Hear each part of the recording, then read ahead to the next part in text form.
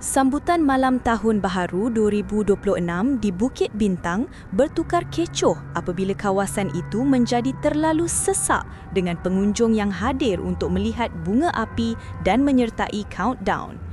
Video tular di media sosial memaparkan orang ramai berhimpit, ditolak dan ada yang menjerit kesakitan.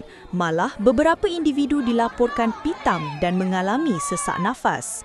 Keadaan ini mengingatkan netizen kepada tragedi Itamuan kerana risiko keselamatan akibat kesesakan melampau.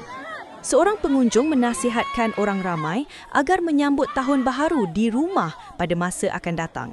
Turut didakwa berlaku gangguan seksual terhadap ahli keluarga seorang pengunjung ketika kekecohan tersebut.